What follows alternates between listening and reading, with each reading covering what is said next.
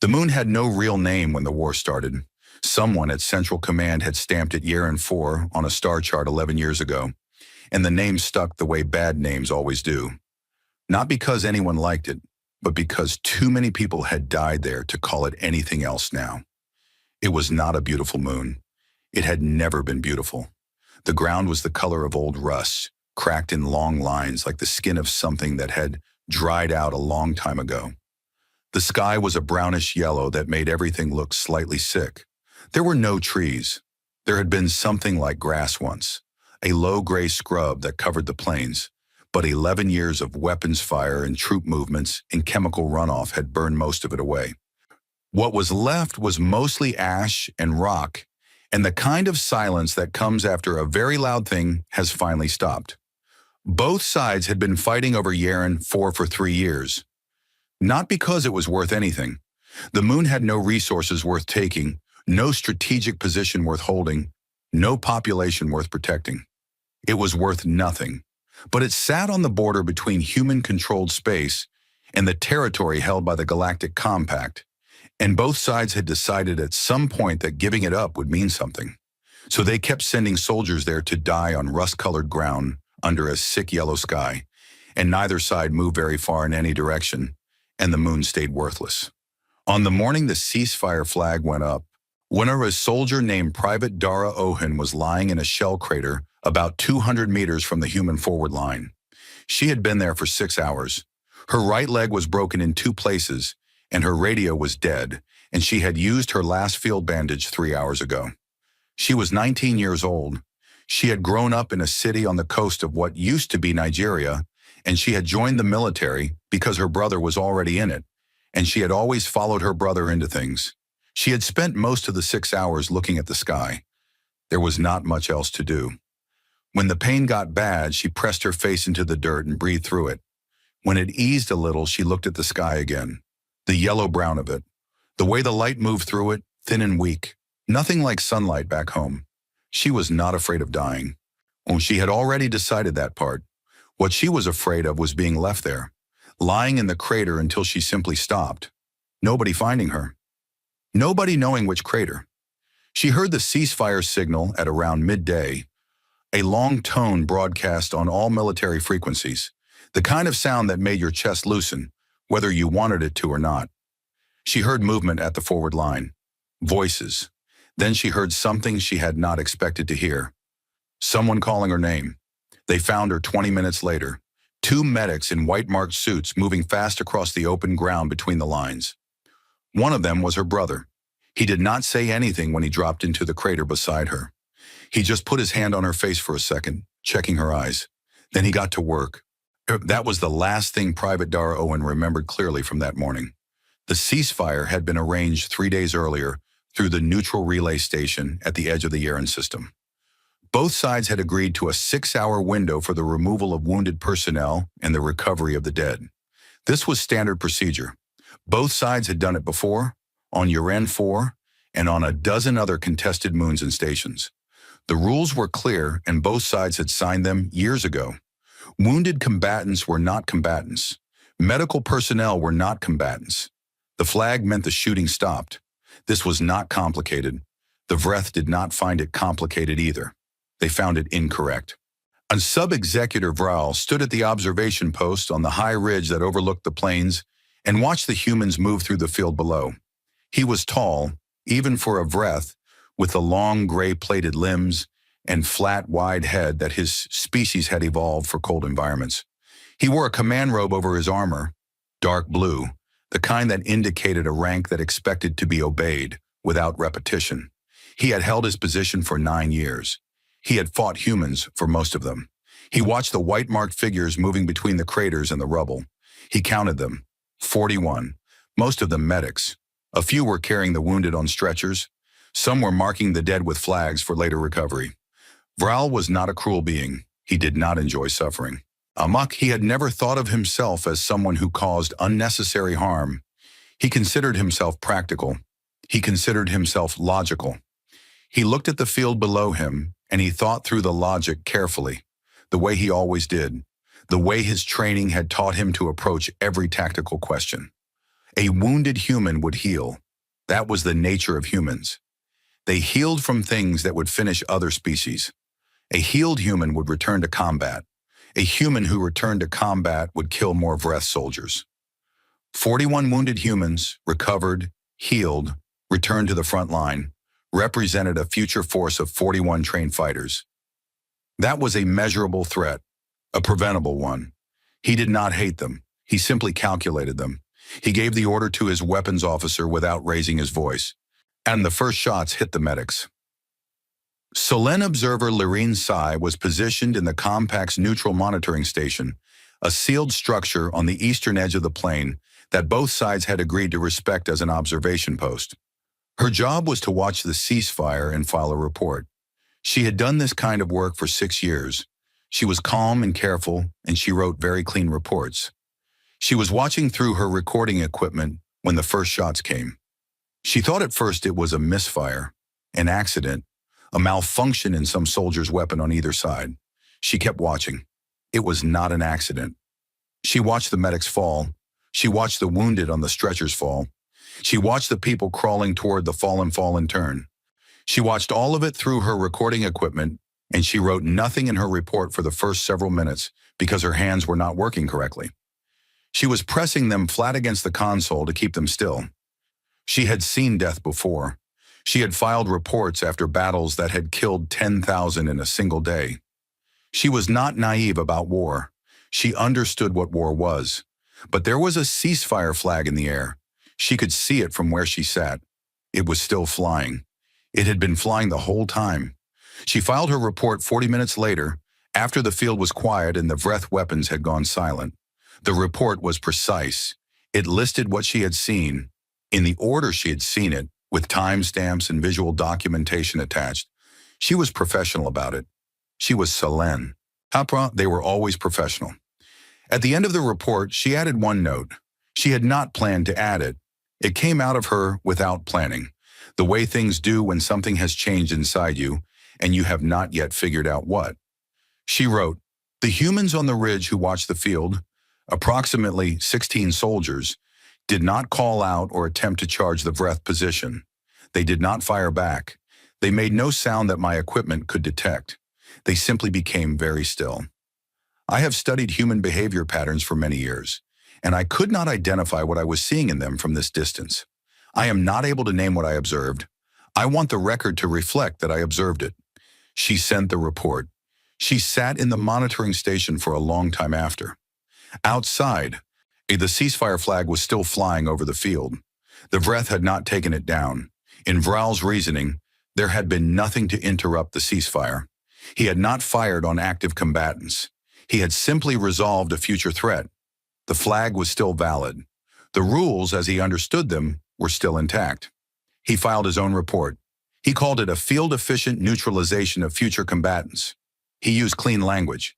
He was, in his way, also professional.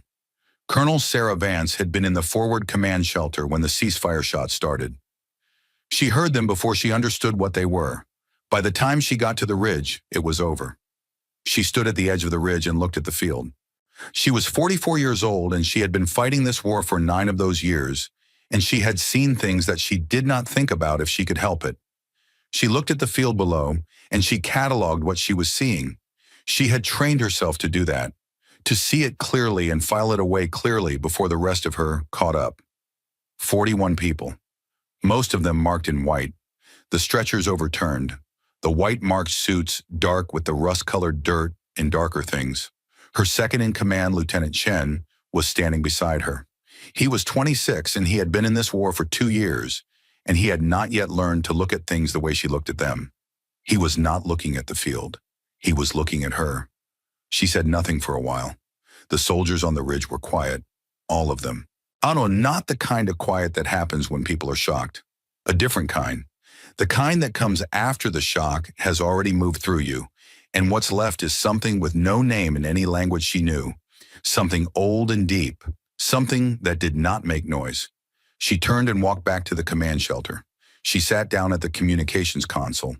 She opened a channel to Compact High Command, not to Vreth Command, to the Compact as a whole, the combined authority of the 4 species that ran it. She wanted to make sure the right people heard what she was about to say. She was quiet for a moment before she spoke. She was choosing the right words, not the most words, the right ones. She said, "You should not have done that." She closed the channel. Lieutenant Shen had followed her in. He stood in the doorway. He said, carefully, "Colonel, what do we do now?" She was already pulling up a different frequency. Command back on Earth. The actual command, not field command, not sector command. The people who made decisions that could not be unmade. "We report it," she said. "We report everything exactly as it happened. We send the footage. We send Lorene Sa's report. We send all of it. And then?" She looked at the communication screen. She thought about the field, the 41 names she would learn before the day was out. She already knew 2 of them. A medic named Yusuf, who had treated her once for a cracked rib and had made her laugh during the process, which had hurt, and she had been glad of the pain because the laughing was worth it. And a girl named Dara, whose brother had been found beside her in the crater, both of them dead. 2, and then we wait, she said, and we see what kind of people we are. The Vreth High Command received her transmission. They filed it. An automated system flagged it for review, and a junior intelligence officer reviewed it and wrote a 2-line summary. Human Field Commander issued verbal response to ceasefire incident at Yeren 4. No tactical threat identified. Recommend monitoring. The monitoring officer who received that summary read it, made a note, moved on to other things. In the compact diplomatic chambers, the transmission was received by a different set of eyes. Ambassador Dawhari 7 read it 4 times. He was the oldest compact expert on human behavior that existed. He had spent 30 years studying them. He had read their history, their wars, their literature, their law. He had sat across from human diplomats and soldiers and teachers and politicians. He thought he understood them as well as any non-human could. He read the 6 words 6 times. "You should not have done that." He did not sleep that night. He sat at his desk and he read the words again, and he thought about what he knew about humans, which was considerable, and he thought about what those words meant in the context of everything he knew. There was a human document he had studied years ago. It was very old, written in a century when humans were still killing each other with metal and fire on a single planet. It listed things that were not allowed in war, protected categories, the wounded, the marked, the healers, the surrendered. He pulled the document up on his screen and read through it. He had read it before. He had always thought of it as a historical artifact, an interesting piece of evidence about early human civilization, something they had evolved past, or at least grown to handle with more sophistication. He read it again now, and he felt something he could not name. He began composing a message to Compact High Command. He chose his words carefully. He was, like Lorene Sa, a professional. He tried to put into the message exactly what he believed, without exaggeration, without alarm, without the feeling in his chest that was making his hands do the same thing Lorene Sa's hands had done in the monitoring station. He wrote, "I want to draw the attention of High Command to the Yeren 4 incident, and specifically to the human response to it. I have studied humans for 30 years. I have seen them respond to losses before. I have seen them grieve, and I have seen them retaliate, and I have seen them negotiate from grief, and I have seen them use grief as a tactical position. What I observed in Colonel Vance's transmission is not any of those things. I am not certain I have a category for it. I am asking High Command to take this incident seriously, not as a military incident, but as something else. I am not yet able to say exactly what." He sent the message. He sat back. On the field at Yeren 4, someone had finally taken the ceasefire flag down. It had flown for 4 hours after the last shot, long enough that the light had changed, the sick yellow of the sky going darker, the plane going from rust to something closer to brown in the shadow of evening. 41 names, written in the field reports of both sides in different languages and under different headings. On the Vreth side, future threat, neutralized. On the human side, the names, just the names in a column, nothing beside them, no notation needed, no status. The column was titled simply, "Ours." The field was quiet. The flag was down. The stars were coming out above Yeren 4, which had no real name and had never been beautiful, and had now become the thing that all worthless places eventually become when enough people die on them. A sight, a line drawn, a word that had not yet been spoken but was already in the air, already forming in 100 different mouths across 6 star systems, moving toward the moment when someone would say it out loud. Reckoning. It was a human word. Most species didn't have an exact translation, not because the concept was foreign to them, because they had never needed to weight it quite that heavily, never needed to make it mean quite what humans meant when they said it. The night settled over Yeren 4. Nobody slept much on either side of the line. In the human command shelter, Sarah Vance sat with the list of 41 names and read them until she had memorized everyone. It took most of the night. She had a good memory. She had always had a good memory. She considered it her job now to have a perfect one. She said nothing while she read, just the names, quiet to herself in the dark. When she finished, she started again from the top. The footage reached Earth in 11 hours. It traveled through the relay network that humans had built across the outer systems over 4 decades of space travel. A chain of signal boosters stretching from the inner colonies all the way back to the homeworld, like a long wire connecting everything they had built out there to the place they had started. 11 hours was fast. It was as fast as physics allowed.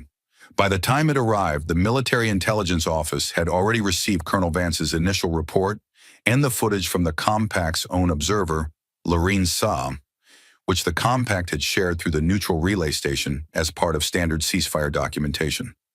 Lorene Saw's footage was actually cleaner than the human side's.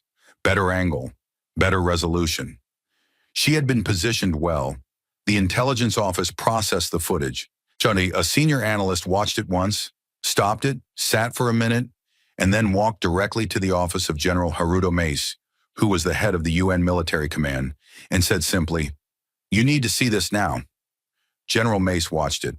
He was 61 years old.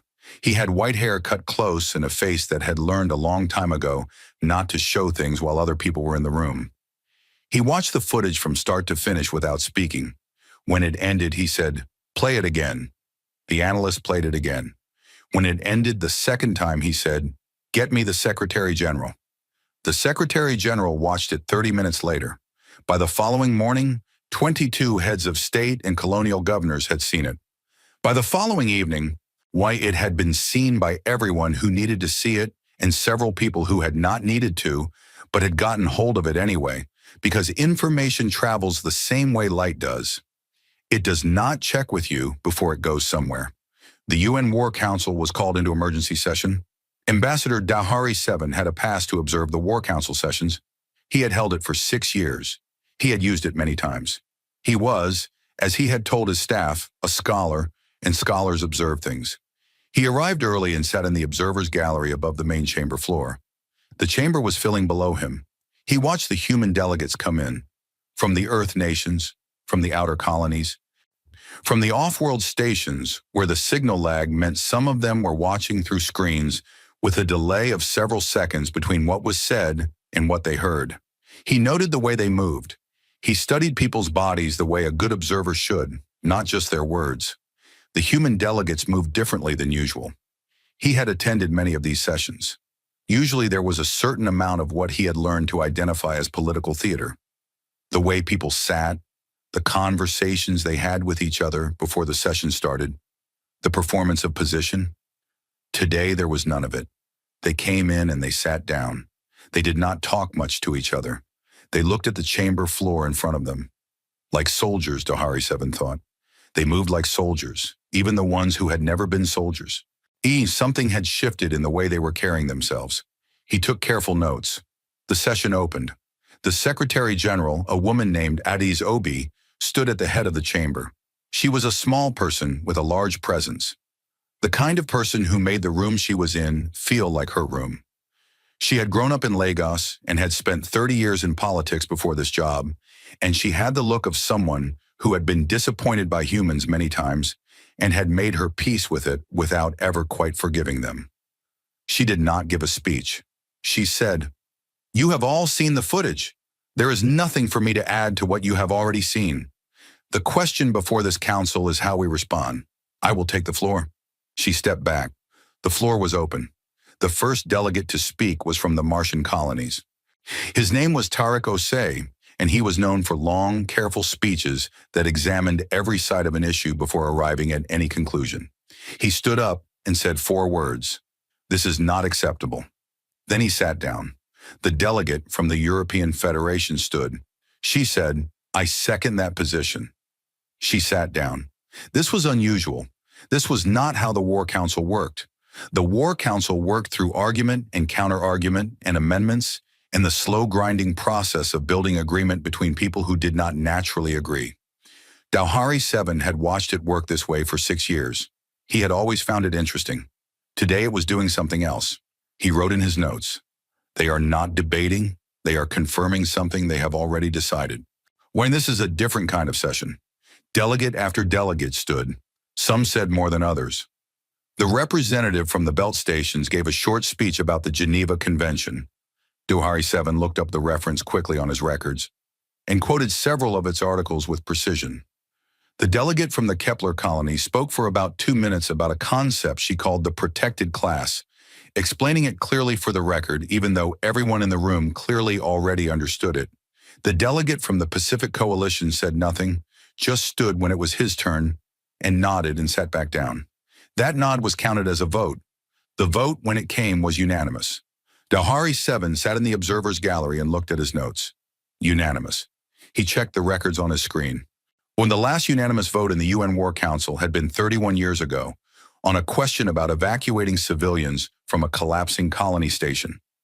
Before that, you had to go back further. Unanimous votes were not how humans worked. They argued. They always argued. He had always thought of human arguing as one of their most defining characteristics. The way they could find disagreement in anything, the way no two of them ever seemed to want exactly the same thing. They wanted the same thing today.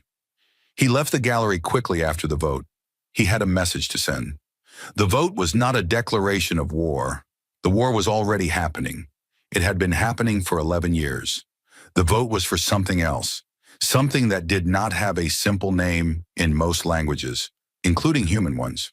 The official designation in the War Council records was Protocol Nemesis, which was Latin, an old Earth language that humans used mainly for naming things they wanted to sound important or permanent. Dowhari 7 knew what Nemesis meant.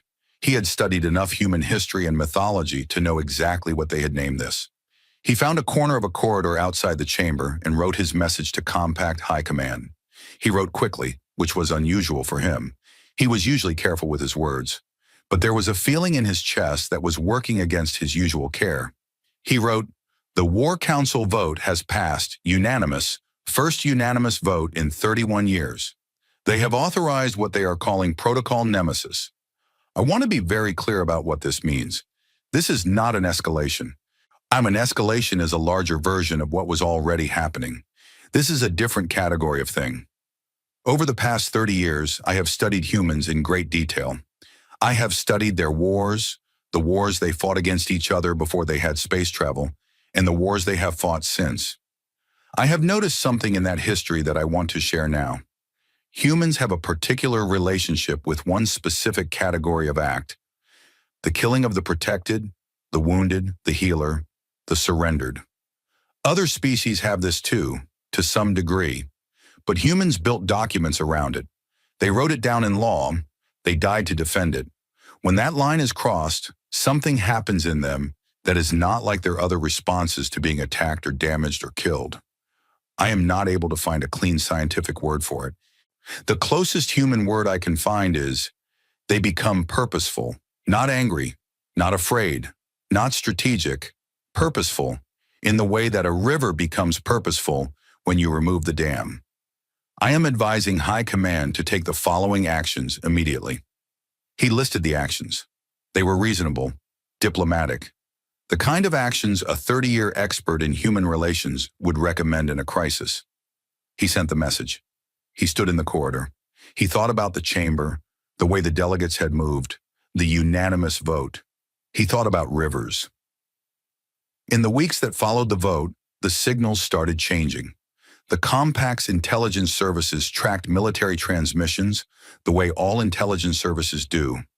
Not always the content, but the pattern, the frequency, the codes, the way a fleet moves before it moves. And they had been tracking human military signals for 11 years, and they had learned to read the patterns well enough to build predictions that were, on average, about 70% accurate. The predictions stopped working. The signals changed. Not the content. The content was still encoded and took time to crack. The codes themselves changed. The classification systems changed. Ships that had been broadcasting standard fleet movement codes for years shifted to a code set that the Compact's analysts had never seen before. The analysts worked on it. They made progress. They cracked enough of it within 2 weeks to read the classification at the top of each broadcast. The classification was a single word. They translated it carefully, checking 3 different human language databases to make sure they had it right. The word was punitive. The lead analyst brought this to Compact Military High Command in person, which was unusual. She was a careful, quiet woman who usually sent reports through the standard channels. She came in person because she felt the report was the kind of report that should be delivered by a person and not a screen. She explained the new codes. She explained the new classification. She put the translation on the table. She said, "I want to make sure the command understands what this word means in context. Punitive does not mean strategic. It does not mean the goal is territory or resource or tactical advantage. Punitive means the action is its own goal. Punitive means the purpose is the action itself." The commanding admiral of Compact Military High Command, a Vreth named Foros, looked at the word on the table. He said, "Ari, they are doing this for show. It is psychological." The analyst said carefully, "I don't believe that's correct, Admiral." Foros said, "Then what do you believe it is?" She thought about the question for a moment. She had a good answer. She had been building it in her head for the last several days as she worked through the signals, as she watched the pattern of fleet movements, as she read everything she could find about the Geneva Convention and the War Council vote and the history of what humans did when they used this particular classification. She said, "I believe they are not trying to win the war anymore." Foros looked at her. "They have changed the question," she said. "The war was about territory, about containing human expansion.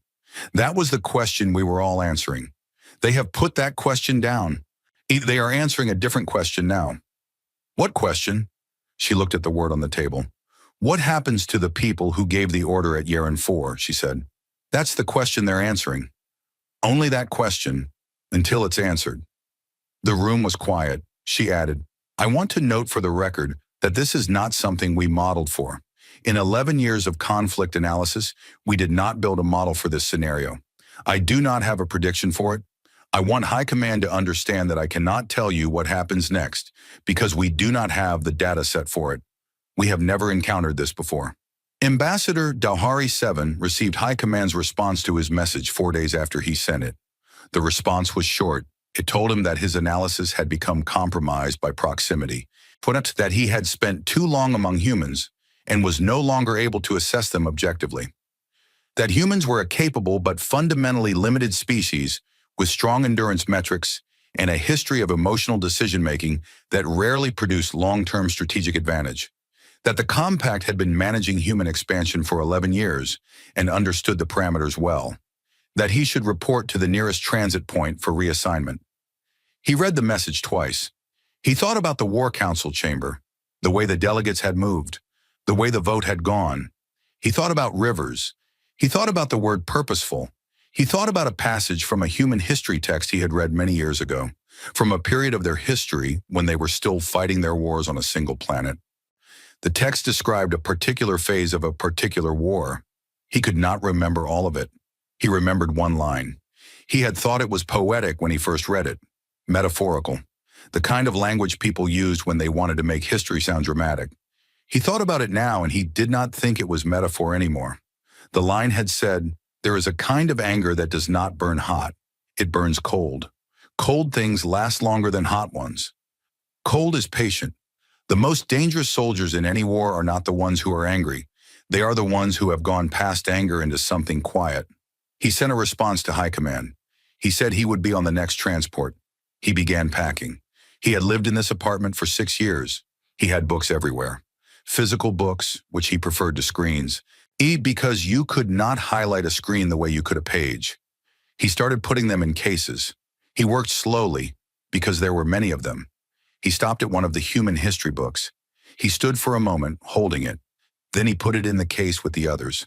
He took the transit home to Dalhara Prime, and he did not explain to anyone who asked why he had requested the reassignment, and he did not give interviews to the media organizations that reached out to him after the war entered its new phase.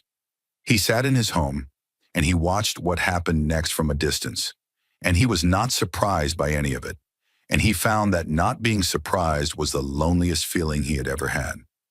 The last thing that changed in those early weeks was something small, simple, the kind of thing that could be missed if you were not paying close attention. The human fleet in the Yaren system, the ships that had been holding the borderline for 11 years, trading territory back and forth with compact forces in the slow grinding way of that war, began moving, not toward compact territory, not in a formation built for taking and holding ground. They moved in small groups, fast, traveling in patterns that the compact's tracking systems could not predict because the patterns were not built for prediction. They were built for something else. A compact signals officer, watching the movement patterns from a station on the edge of the Yaren system, tried to map what the humans were doing. She worked at it for several days. She overlaid the fleet movements against the star charts, looking for the strategic logic. She could not find it.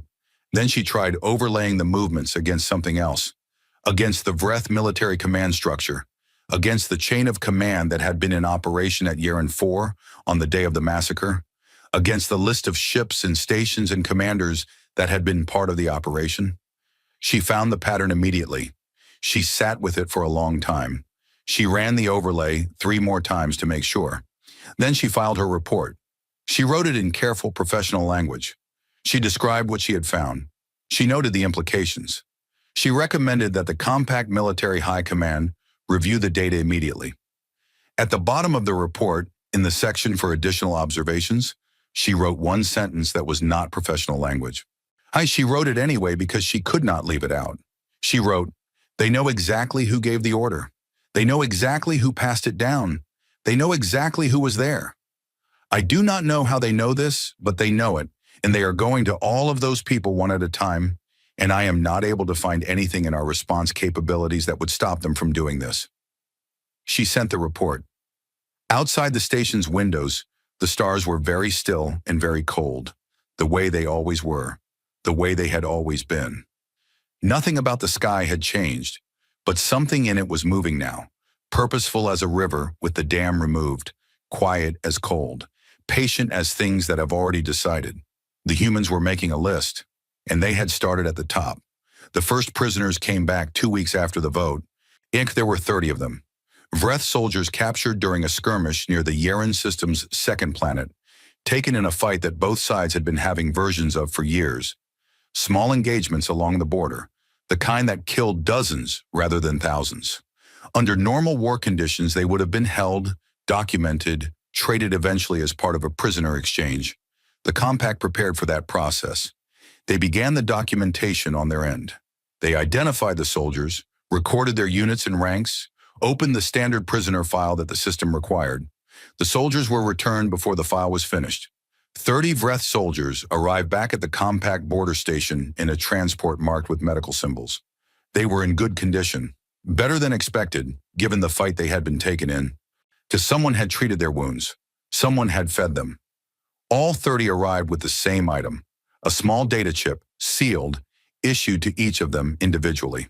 The transport included a short message, no signature, no official heading, just text. "These soldiers are returned without condition. The chips are for them, not for you. Please ensure they receive them." The border station commander, a Solen officer named Dorith Vin, reviewed the returned prisoners, checked their condition, confirmed they were who the human records said they were. He noted that none of them appeared to have been harmed beyond their battle injuries. He noted the chips. He flagged them for analysis before distribution. His analysis team cracked the chip encryption in under an hour, which was easy because the chips were not encrypted to keep people out. They were just sealed against moisture and radiation. Inside each one was a single file, a single piece of footage. Yaren 4. Dorothy Vin watched the footage. He had heard about it. He had read the reports. Hearing about something and watching the footage of it were different experiences, and he sat with that difference for a while after the footage ended. He thought about the instruction in the human message. The chips are for them, not for you. He ordered the chips distributed to the 30 soldiers as the humans had requested. He filed a report on the incident. In the observation section, he wrote, "I have no strategic analysis to offer. I am not sure this is a strategic action. I am not sure what kind of action it is." Arch Admiral Serene Voss of the Selene Navy received Dorothy Vin's report among 40 others that week, and she almost missed it. She had the kind of job where important things hid inside piles of other things, and she had learned to read quickly and sort quickly and identify what needed her full attention versus what needed a reply and what needed to be filed. She was reading through the pile on a Wednesday when she hit Dorothy Vin's report and stopped. She read it twice. She read it a third time. Then she went back to her records and pulled every human action report she had for the 3 weeks since the War Council vote. All of them. She had a large screen on one wall of her office, and she put everything on it. Fleet movements, engagement reports, signal logs, the prisoner returns. Every piece of data her intelligence division had collected on what humans were doing since Yaren 4. She stood at her screen for most of a day. As Serene Voss was, by her own assessment and most other people's assessment, the best strategic military mind the Selene had produced in 2 generations. She had won battles that others said could not be won.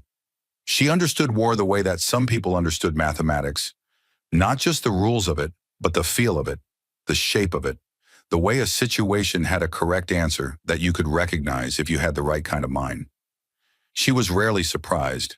Being rarely surprised was the feature of her mind she was most proud of. She was surprised now. The humans were not taking territory. In 11 years of war, the fight had always been about territory. The map had moved back and forth by degrees. It was the fundamental logic of the conflict. You take, they take back. You both take elsewhere, the line moves. It was a comprehensible kind of war. She had built her entire strategic model on it. They had put the map down. She could see it in the movements. The fleets were not positioning for territorial control. They were not building supply lines. They were not establishing footholds. They were moving like something that did not care about land at all. Moving like a purpose rather than an army.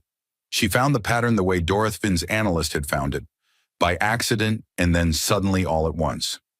She overlaid the movements against the Vreth command structure and the list of ships and commanders that had been part of Yaren 4. She stared at the result.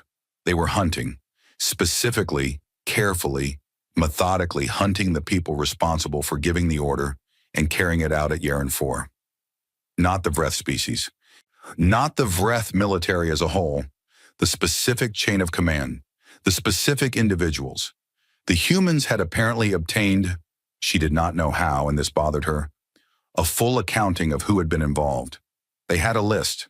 They were working through it. She had been in military command for 22 years. She had studied 60 different civilizations' approaches to warfare as part of her strategic education. She had a library of case studies for how different species responded to different provocations. She was very well educated on the subject. She did not have a case study for this. She sat at her desk and she wrote her analysis. She was honest in it, which was her habit even when honesty was uncomfortable. She wrote, "Humans appear to have 2 concepts that both translate to our word for justice. One is the version we are familiar with, balance, proportion, the restoration of a state that was disrupted. The other is something else. The nearest translation I can find in our language is approximately the settling of an account that cannot be left unsettled. They have a word for it in one of their oldest languages, reckoning. I believe we should have learned this word before we got to this point." She sent the analysis to the Selene High Council and requested an urgent meeting. The compact was not a unified government. It was an alliance. There was a difference. A government could make decisions and have them happen. An alliance made decisions and then watched its members decide whether to actually do them, which was a slower and more frustrating process. The Keth were the first to move. The Keth were a species from a cold, rocky system in the middle of the Compact's territory. They were not the largest or the most powerful of the four Compact species. They were thoughtful and methodical, and they had a long memory, which was the trait that mattered most right now. 800 years ago, they had nearly ended themselves in a civil war that had started, in the way civil wars do, with a list of grievances that kept growing. The war had reached a point where no one was taking prisoners, and no one was treating wounds, and no one was allowing the dead to be claimed. There had been a word for what happened to a society that stopped doing those things. The Keth still taught that word in their schools. The Keth ambassador to the Compact, Oren Sal, which requested a formal session with the Compact Military Committee 1 week after Serene Voss sent her analysis. She arrived with a short statement. She read it without preamble. She said, "The Keth Republic formally dissociates from the Compact military position on the Yeren 4 incident. We do not support the actions taken. We have never supported them. We wish to make clear for the record that we were not informed before the action was taken, and we were not consulted. We wish to be equally clear about what we believe the action was. It was a violation of protected class. We have a word for this in Keth. It predates our space age. It means the removal of a being from war. When a being is removed from war, by wound or by surrender or by the act of healing, they are no longer part of the war. Killing them is not a military act. It is something else. We do not participate in something else. We are requesting immediate bilateral ceasefire negotiations with the human forces, and we are withdrawing our ships from the Yeren border." The meeting was not pleasant after that. Vreth Admiral Foros argued that the Keth were surrendering to pressure, that this was exactly what the humans wanted, that a fracture in the Compact was the strategic goal of the whole operation. Orinsal said calmly, "I am not doing this because of human strategy. I am doing this because of what happened on that field." She left. The Dahari followed the Keth within 6 days. Their reasons were different. The Dahari were more pragmatic, more focused on long-term positioning, but the result was the same. They contacted human command. They requested talks. They sent their ships home. Now, the Vreth flagship, Vreth Ascendant, was one of the largest ships in the Compact fleet. 14 kilometers from bow to stern. It had been in service for 30 years and had fought in 4 major engagements and had never been beaten. It was the ship sub-executor Vral had used to command the Yeren 4 operation. It was his ship. He had served on it for most of his military career. A Compact patrol found it drifting in the Keth corridor on a Tuesday morning. The patrol ship's captain approached carefully. No distress signal had been sent. There was no weapons fire visible. The ship was intact, all 14 kilometers of it, every hull plate in place, every weapons system powered down, no sign of breach or impact or explosion. It was simply drifting, like something that had forgotten it was supposed to be going somewhere. Hara, the captain, requested boarding permission by the standard procedure. He received no response. He boarded. The ship was fully crewed. Every member of the complement was at their station or in their quarters. All of them were dead. No marks of violence that the initial sweep could find. No signs of hull breach. No environmental failure that would explain it. Just the entire crew of one of the largest warships in the Compact fleet, dead, undisturbed, like they had simply stopped. Vral was found in his command chair on the bridge. He looked to the boarding captain's eye almost peaceful, which was the part that the captain found hardest to include in his report, because peaceful was not the word a report should contain, and he was a professional, and he tried to write professionally. But he included it because he was also honest, and the record should say what it was. The exterior of the ship had been painted. The captain had not noticed it on approach because the color matched the ship's hull in the distance. But up close it was visible. A full hull marking in a paint that his scanner told him was formulated to survive hard vacuum and radiation for approximately 3,000 years. Every major language of the Compact was represented, and 17 human languages, and the message was the same in all of them, translated but consistent. He read it. He read it twice. He included it in his report verbatim. This is what happens when you kill the wounded. The report went up the chain immediately. It reached Compact High Command within hours. It reached the Solin High Council, the remaining Vreth Command, one in several independent news organizations that had embedded themselves near the border systems almost simultaneously. The news organizations published it. The galaxy read it. Serene Voss was eating breakfast when the report came in. She stopped eating. She read the report carefully. She set her fork down and did not pick it up again. She thought about the Vreth Ascendant. She thought about 14 kilometers of warship, fully crewed, found drifting with no sign of a fight. She thought about what it meant tactically to be able to do that, to find a ship that size, board it or breach it or whatever had happened and leave no marks, no evidence, no engagement visible in the sensor logs. Humans had been in this war for 11 years. She had always assessed them honestly, which meant she had assessed them as formidable. She was strong endurance, good adaptability, emotionally resilient, better than expected at working under sustained pressure. She had thought she understood what they were capable of. She thought about the ship again. 3,000 years. That was how long the paint was made to last. They had not painted it for today. They had painted it for everyone who came after. They had painted it for the ships and explorers and civilizations that would pass through the Keth corridor in a century, in 5 centuries, in 2,000 years. They were not leaving a message for the compact. They were leaving it for the future. She picked up her communicator and contacted her aide. She said, "Get me a direct channel to the human command. Whoever is in charge of this operation, I want to talk to them."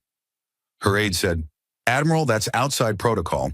We'd need authorization from—" "I'm authorizing it," she said. "Get me the channel." She did not get the channel that day. It took 3 more days of navigation through the communication protocols, the careful and frustrating process of establishing contact between 2 sides that were technically still at war, while 2 of the 4 compact species were now not technically at war with those same humans, and the lines were getting complicated. While she waited, she kept working through her analysis. She kept pulling reports. She kept adding to the picture she was building. A pattern she had noticed in the first week was clearer now. The humans were sending prisoners back. Every compact soldier captured since the vote had been processed, treated if wounded, and returned. Without condition. With a chip.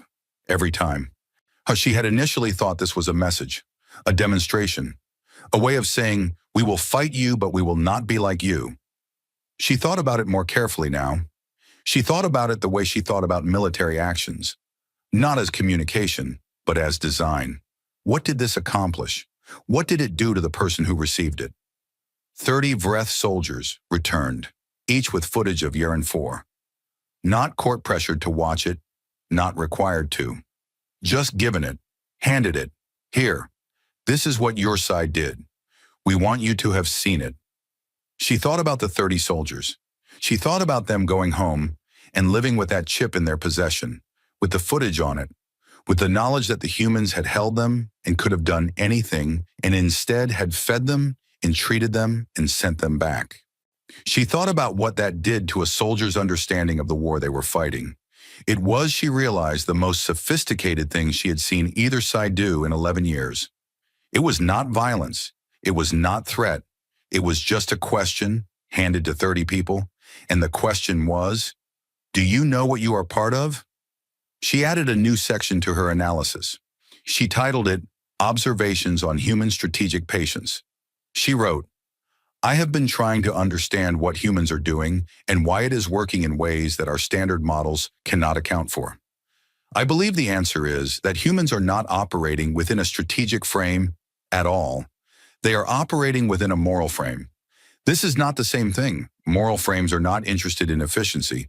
Moral frames are interested in being correct. An enemy operating within a moral frame does not ask what the most efficient action is. They ask what the right action is. This is harder to predict, harder to counter, and harder to exhaust. You can exhaust efficiency. You cannot exhaust a species that believes, genuinely believes, as a group, not as propaganda, but as actual conviction, that they are doing what must be done." She paused. She read what she had written. She added one more line. "I have studied war for my entire adult life, and I will tell you honestly that I have never wanted to be on the wrong side of this particular type of enemy. The Vreth put us on the wrong side at Yaren 4. I am going to fix that." She sent the analysis to the council. She went back to waiting for her channel to open. Outside her window, somewhere in the dark between systems, the humans were still moving, patient and quiet and cold, the way things are when they have already decided and all that is left is the doing.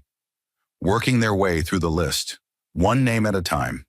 The meeting was arranged on a station called Meridian Point. It was an old structure built in the early days of human space travel, when the first contacts with other species were still new enough to be exciting, before the Compact had decided that excitement was something to be managed and contained. Meridian Point had been a trade station, then a diplomatic hub, then a kind of neutral gathering place for anyone who needed to talk to someone from the other side of an argument. It was not beautiful. It was large and functional and slightly worn down in the way of things that many different kinds of beings had passed through over the years. Arch Admiral Serene Voss arrived on a Selene diplomatic shuttle, alone except for 2 aides and a personal security officer she had told to stay outside the meeting room. She was not afraid of the meeting. She was not afraid of much, and what she was afraid of, she had learned a long time ago to set aside. She arrived exactly on time. General Admiral Tobias Wren arrived 2 minutes early, which Serene Voss noted and stored as information. He was a large man, broad in the way of people who had worked physical jobs in their youth and kept some of that build even as age changed other things.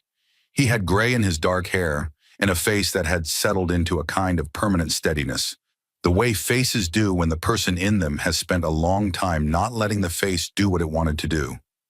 He stood when she entered. She noted that too. And while small things told you large things if you were paying attention. She sat, he sat, the aides sat at the edges of the room.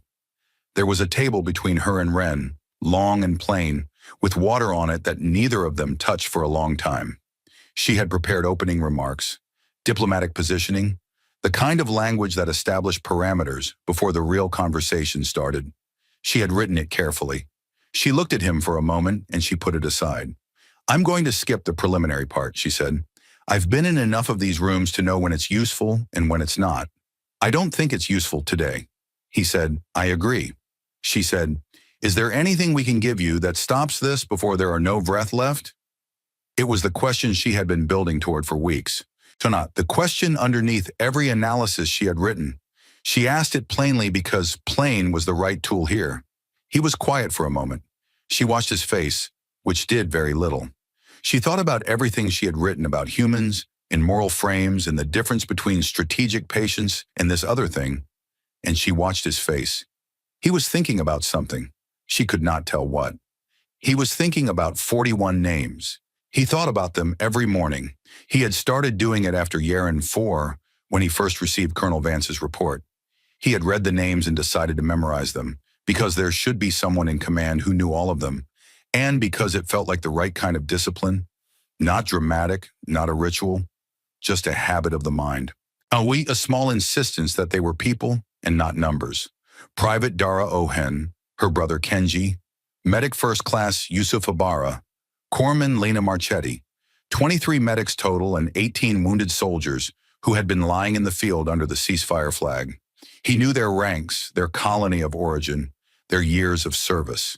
He had read their files. He had read some of their letters home with permission from their families because he had wanted to know who they were and not just what they were.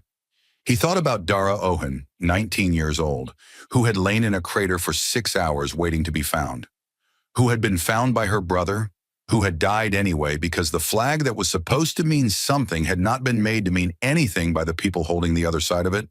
He looked at Serene Voss across the table, and he said to her, "The Vreth High Command, the officers in the chain of command from Vral down.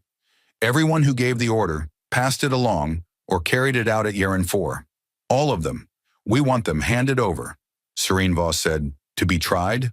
"To be tried," he said, "under human law, by human judges, using the Geneva Convention as the legal foundation." "The Geneva Convention," she said. He watched her say it. She knew what it was. He had expected that. "That is a 400-year-old human document." "Yes," he said. "You are asking us to accept human law as the applicable jurisdiction for crimes against human wounded under a ceasefire flag on a human contested moon?" "Yes. Human law, human court, human judges." She was quiet. She was thinking it through. He gave her time. Because this was a serious question, and she was a serious person, and she had asked him a straight question and deserved him asking a straight one back. She said, "And the war?" "The war ends," he said. "When the trial is done, the war ends. We go back to the table. We negotiate something new, something real." "The Keth and Dowhari are already out," she said. "I know. That leaves Solen and Vreth." "I know." She looked at him steadily. "The Vreth High Command will refuse. You understand that. They will not agree to be handed over to a human court." "That is a Vreth decision," he said, "and a Solen one. What happens after that depends on those decisions." She heard what he wasn't saying. She was good at that. She had been good at it for a long time. She said, "And if we refuse?" "The compact. If we say no?" He looked at her for a moment. His face was still. "Then we finish the list," he said. 3 words. Quiet and plain and as final as anything she had ever heard in a room like this. Not a threat delivered with force or anger or performance. Just a fact stated by someone who had already decided it was true. She had studied war for her entire adult life. She had been in rooms where threats were made, and she knew the difference between the performance of a threat, which was common, and the thing itself. The thing itself was rarer. She had heard it a handful of times. It did not sound like what most people thought it sounded like. It did not sound big. It sounded like this. She said, "I believe you." He said, "I know." They looked at each other. She said, "Hawana, give me time." "We're not stopping while you take it," he said. "The operation continues. You understand that?" "I understand that." "How much time?" She thought about the Vreth High Command. She thought about their politics, their internal structure, the way decisions move through their leadership. She thought about the casualty projections she had seen, the fleet strength numbers, the rate at which Vreth military capacity was declining under the human operation. She ran the mathematics in her head the way she always did, quickly and without much fanfare. She said, 3 weeks. He nodded once. She stood. He stood. She extended her hand across the table, which was a human gesture she had learned years ago. He shook it. She left. Her aides followed. In the corridor outside, one of them said quietly, "Admiral, what did you agree to?" She said, "Nothing yet." She paused. "But we will." The Vreth High Command session lasted 9 days. Serene Voss was not in the room. No Solen was, because the Vreth handled their internal matters internally. She received reports from her intelligence contacts, summaries and fragments, enough to follow the shape of the argument without the detail of it. The argument was not, she gathered, about whether Yeren 4 had been wrong. The Vreth did not have exactly a framework where it was wrong. It had been practical, efficient. Vrel had made a calculation and acted on it. This was what commanders did. The Vreth understanding of war was built on the idea of total commitment.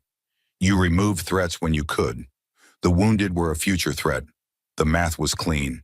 When the argument was about whether any of that mattered now, it was a younger admiral, Serene Voss's contact told her, who finally put it in terms the session could work with. The admiral was named Shar Voss, no relation, and she had served in the Yeren engagement for 4 years and knew the human military well enough to have developed a particular kind of respect for it. She said allegedly, standing in the middle of a session that had been going in circles for days, "We are not debating honor. We are not debating law. We are not debating whether what happened at Yeren 4 was correct under our own doctrine. I am telling you that the question in front of this command is a single question. Can we absorb what is coming without giving them what they have asked for? That is the question. Can we survive it?" There was a pause in the session. Someone asked for the casualty projections. The projections were put up. The session was quiet for a while. They handed over 43 people. The transfer happened at Meridian Point, 12 days after the meeting between Serene Voss and Wren. 3 days ahead of the deadline, which Serene Voss had pushed for because she wanted the humans to see that this was not a reluctant compliance carried out at the last possible moment. She wanted them to see it as a decision. The 43 included Varel, who was not, of course, there to be transferred. His name was on the list as evidence rather than as a defendant. The others were members of the chain of command, from the officers who had planned the operation to the soldiers who had carried the orders out. 42 living people and one name on a formal indictment. Ren received the transfer. Serene Voss stood beside him during the processing, which she had requested to do and which he had agreed to without discussion. She stood there because she wanted the people being transferred to see a Solan admiral standing with the humans. She wanted that image in the record. When the processing was done and the last of the 42 had been taken to holding, Ren looked at her and said, "Thank you." She said, "Don't thank me. Write something that means this doesn't happen again." He said, "That's the second conversation." She said, "Then let's have it." The second conversation happened in the same room, the same table, but over several days rather than one. They were joined by the Keth ambassador and the Dahari representative, both of whom had requested inclusion. To the Vreth sent an observer, a junior diplomat who had no authority to agree to anything, which everyone understood was the Vreth's way of being present without being committed. They talked about the Geneva Convention. Ren had brought a physical copy, actual paper, old, the kind of document that had been reprinted so many times from its original that this version was a copy of a copy of a copy, but printed carefully and treated with something like respect. He put it on the table. Serene Voss read it. The Keth ambassador, Oreen Sal, read it slowly, stopping often, and she said at one point, "We have something like this. Ours is longer. Yours is simpler." He said, "Simple was the point." She said, "Yes, I see that." The Dahari representative, a pragmatic being named Harriet II, read it quickly and said, "1. This is about protection of non-combatants." Ren said, "Yes." Harriet II said, "We can agree to this in principle." Ren said, "I need more than principle." Harriet II said, "I know. That is what the next few days are for." Serene Voss said on the second day, "There is a question about enforcement. What is the mechanism if a party violates this?" The room was quiet. She said, "Because the mechanism we relied on before was goodwill, and as we have seen, goodwill is not sufficient." It was Oreen Sal who answered. She said, "The mechanism is this room. Any civilization that signs agrees to hold every other signatory accountable. Violation is answered not by one party, but by all parties who have signed." Ren said, "That's Article 1 as I understand it." Oreen Sal said, "Yes, Article 1. The wounded are beyond the reach of war. Not any civilization that cannot honor this will be answered by any civilization that can." She looked around the table. "This is what we did not have before.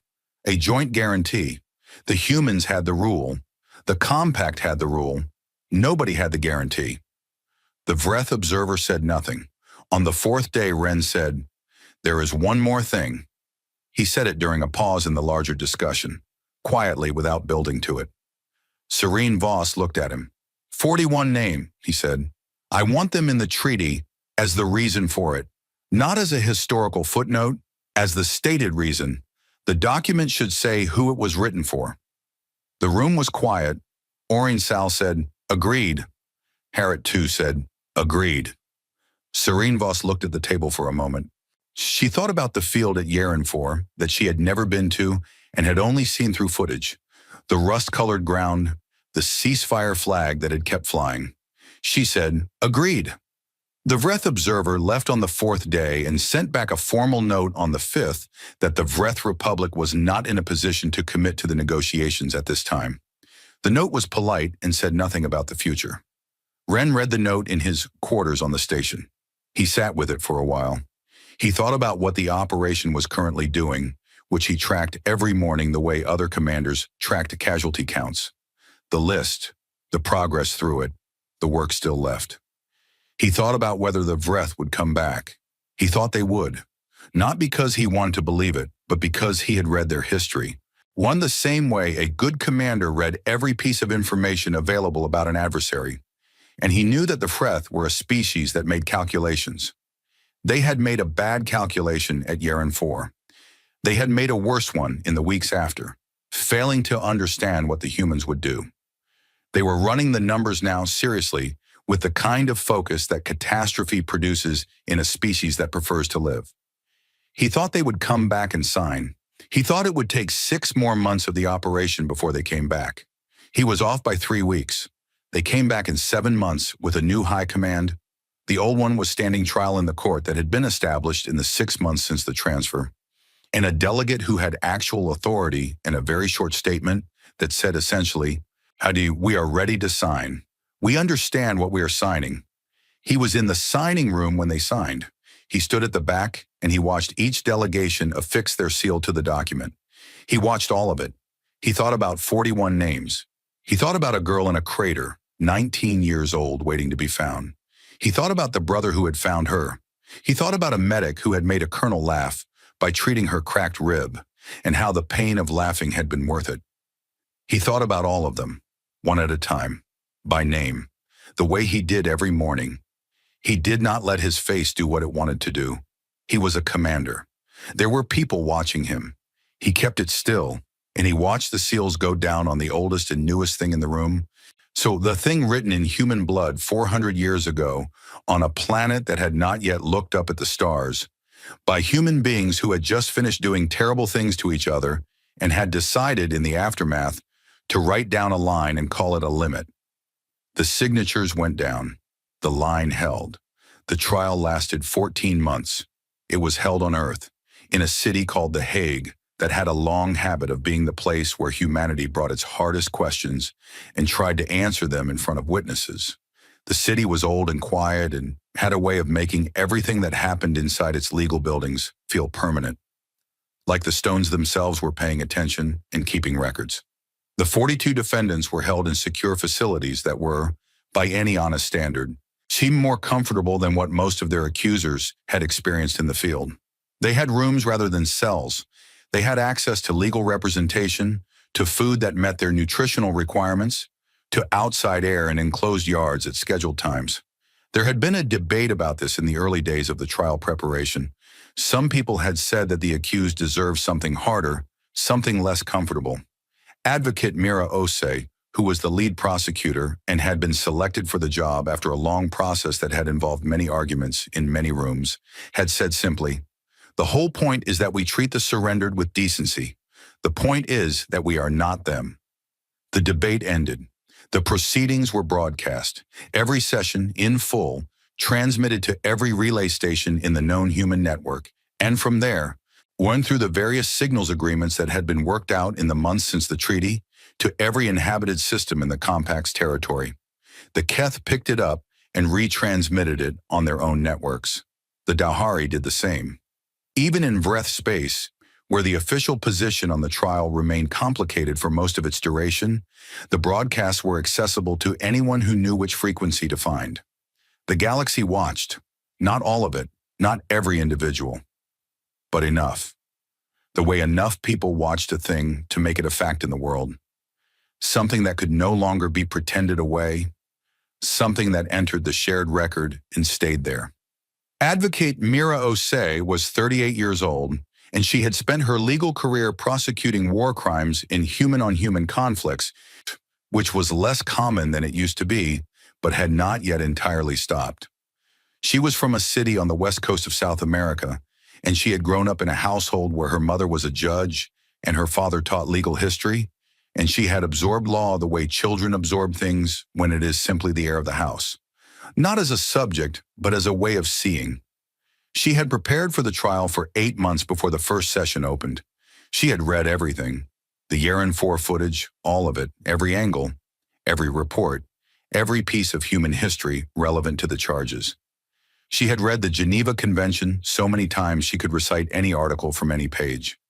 She had also read the Vreth legal tradition, the Compact's various frameworks for military conduct, when in every piece of expert testimony she had been able to collect about how each of the 4 Compact species thought about war. She walked into the courtroom on the first day, and she felt the weight of it, which was appropriate, because it was a heavy thing and the weight was the right response. The defendants sat in an area to the left of the main floor.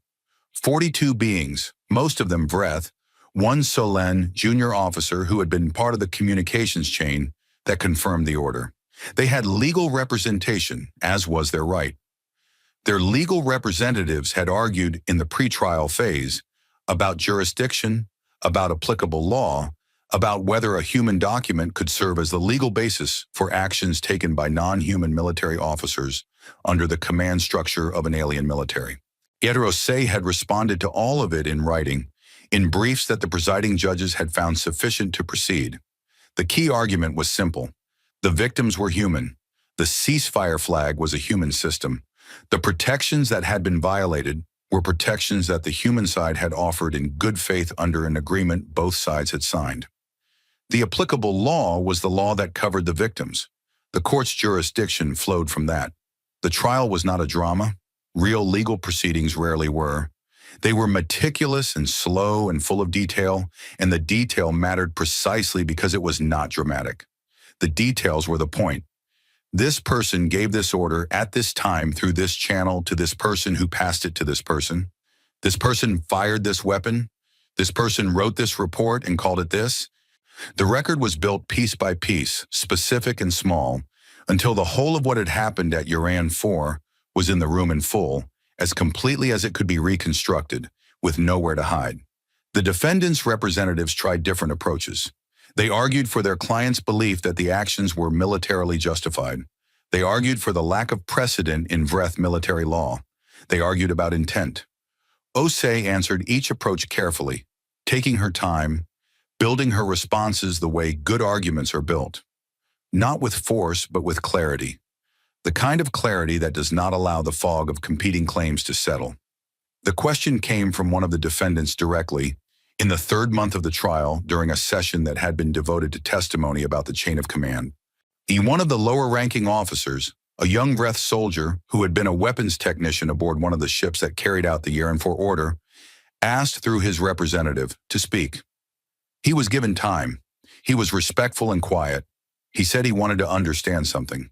He said he had been thinking about it since before the trial, since the day on the ship when they had returned from the operation and filed their reports. He said he had tried to find the answer himself and had not been able to. He said, "I don't understand why this is different from any other death in the war. We have killed humans throughout this conflict, many humans, every day of 11 years. You have killed Vreth. That is what war is. Why does this particular killing require this particular response? Why does it matter more that they were wounded?" The room was quiet. The presiding judge looked at Osei. She had expected this question, not necessarily in this form, not necessarily from a defendant directly during testimony, but she had expected the question because it was the heart of everything. It was the question the trial was actually answering. She stood. She said, "Because the wounded cannot fight back, that is the first reason, and it is sufficient on its own.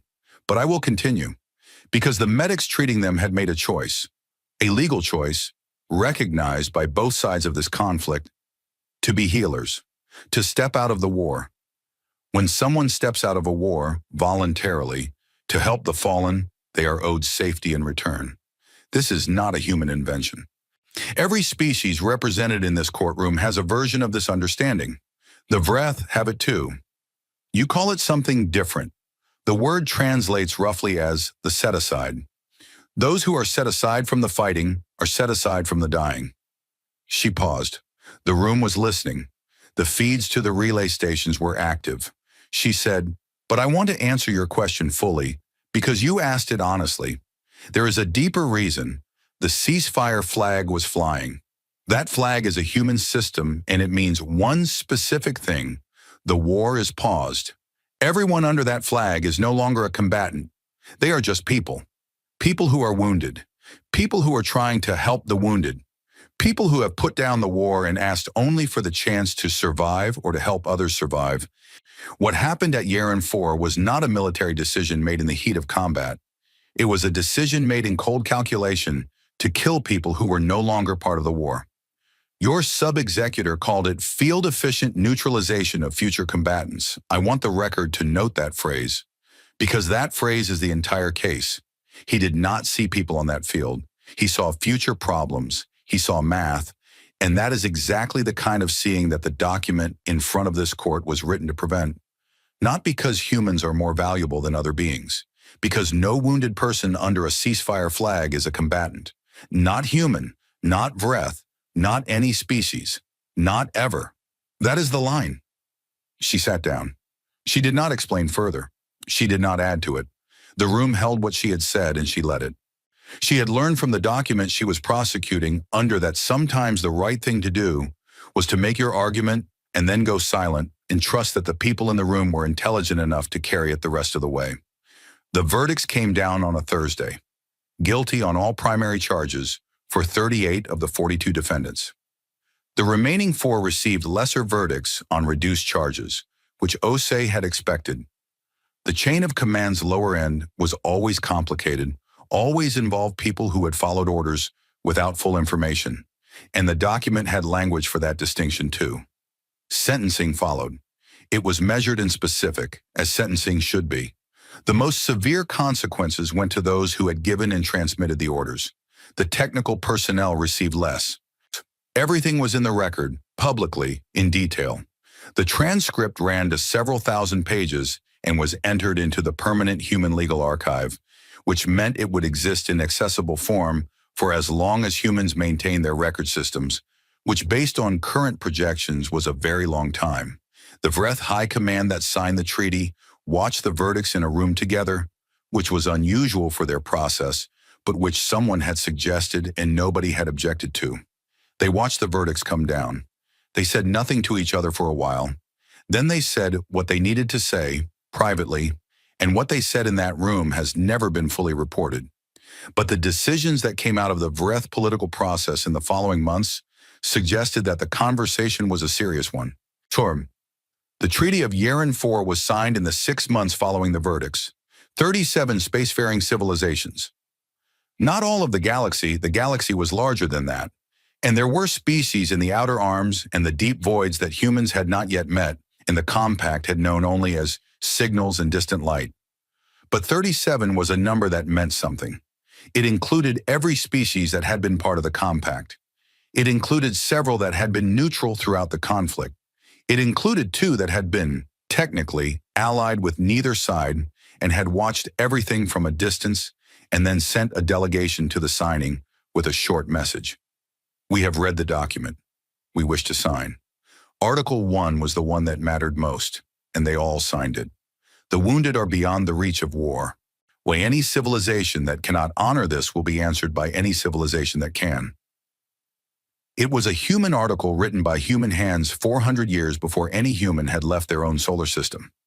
It had started as a modest document written after a catastrophic war, one of many catastrophic wars in human history, an attempt by people who had just done terrible things to each other to draw a line and name it a limit. It was a galactic document now. Sarah Vance retired 3 months before the treaty signing. She had served for 22 years. The last 2 had been the hardest. Not because of the fighting had largely been done by others, by the people running Protocol Nemesis, the planners and the fleet commanders and the intelligence personnel. She had been in command. Sapphirs had signed what needed to be signed and made what needed to be made. But the weight of it had been with her every day, the same weight it had been since the ridge at Yaren IV. She chose to retire in the months after the trial. She gave her papers to the appropriate offices, and she left with the rank she had earned and a small ceremony that she asked to keep simple, and she went home. Home was a city on the coast of East Africa, warm and full of sound, where she had grown up and where she still had a small house that she kept going back to between postings, a place that always smelled like the ocean and the particular food she had eaten as a child. She had been away from it more than she had been in it over the last 22 years. Coming back always required a period of adjustment, of getting used to the quiet and the warmth and the way time moved differently when you were not at war. She received an invitation 6 weeks into retirement from the Memorial Commission that was overseeing the reconstruction of the site at Yaren IV. The moon was no longer contested. The compact had formally ceded its claim as part of the peace process, and the human colonial government had designated the plain where the 41 had died as a protected site. They were building something there. Nothing grand, the commission had told her when they briefed her. Something appropriate. Stone, names, space to stand and think. They asked if she would come for the dedication. She went. The plain was still rust-colored. Some things don't change. The sky was still that brownish yellow, weak light, slightly sick. She stood on the ground she had looked down at from the ridge, and she felt the ground under her boots, solid and real, and she looked at what they had built. It was a long wall of dark stone, low, the kind of height a person could touch the top of without stretching. The 41 names were cut into it, deep cuts, clear and clean. No rank, no unit, no designation. Just the names, the full names, first and last, in the order they appeared on the field report. The document that had listed them in a column under the heading Hours. She stood in front of it for a long time. She had memorized them years ago.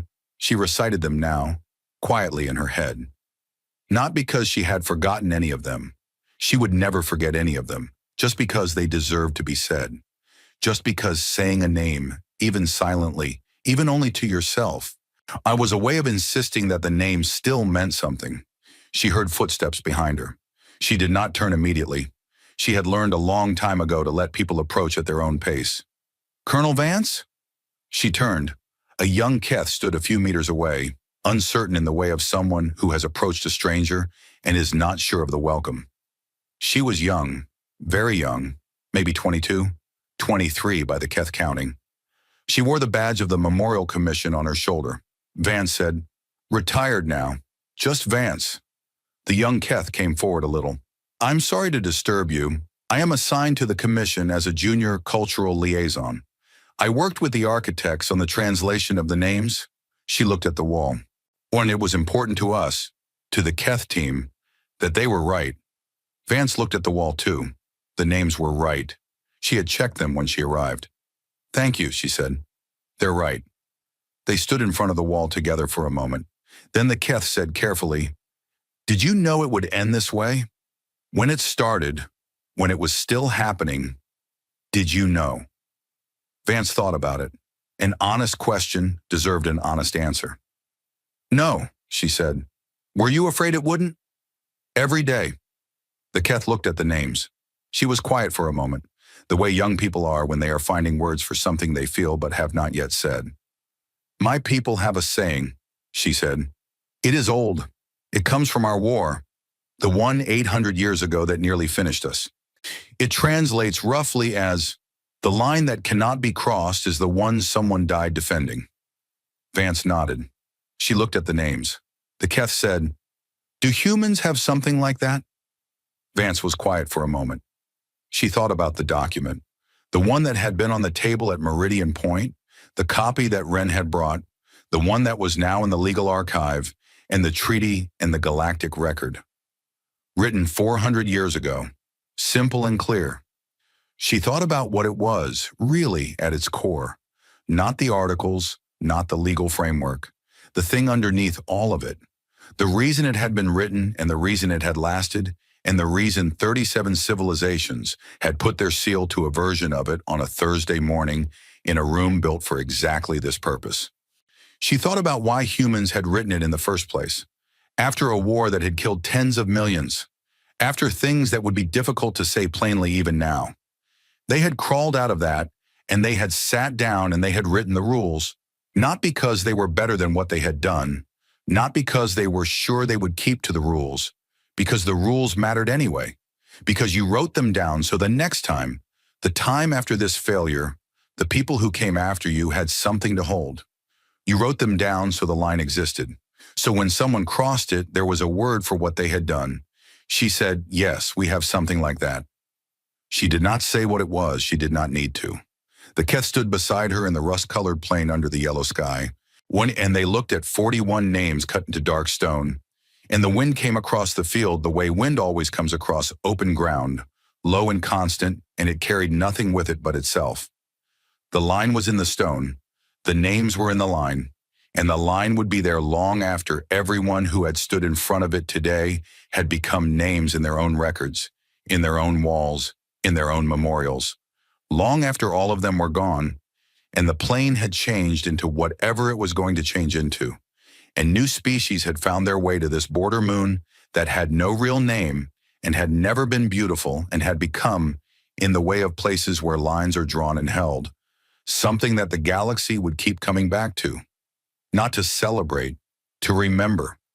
to stand in front of the names and say them, quietly, and know what they meant, and to carry the line forward one more day, one more generation, one more civilization at a time, into whatever came next.